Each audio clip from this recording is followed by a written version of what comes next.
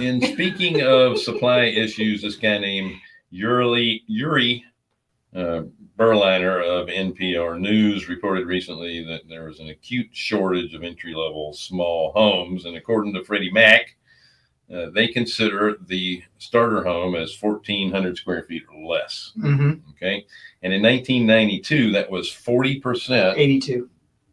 What did I say? 92. That's okay. Just It's 10-year all right. difference. In 1982, Yeah.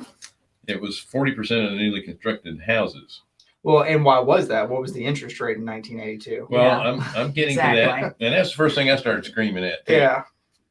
And anyway, by 2019, that share had fallen to 7%. So if they're just using square footage as starter homes and not price point, Because median people are price point. downsizing anyway. So that really is, Well, data and, skewed. and we get back to that. Your people were building 1,400 square foot homes in 1982 because the average interest rate in 1982 was 16.4%. Mhm. Yeah. I'm sorry, 16.04%. Yeah. In 1981, it was a little higher than that. It was 16.68%.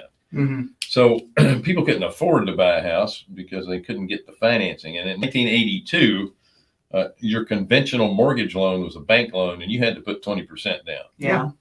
Yeah. The And only they way you play. could get less than that was do an FHA loan. Okay.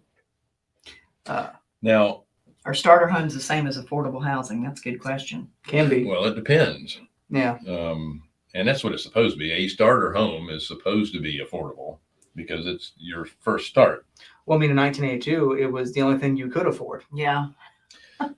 Well, yeah, no one could afford to buy a 2,500 square foot house in 1982, newly constructed. Yeah. Mhm. I mean, here's what happened in 1982 that a lot of people don't realize is that rates were really high and it was a great time for seller financing.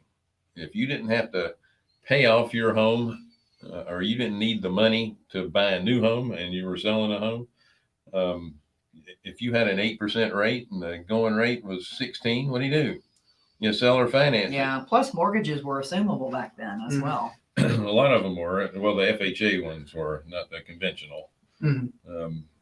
Again, they didn't have the Fannie Freddie securitizations and all that stuff back then either. It was either the bank held it or you had an FHA or VA. Well, I Right. thought securitization started in 73. Well, okay, it wasn't very widely spread. Oh, okay. Most banks held on to their own Secret. loans. You guys are really smart.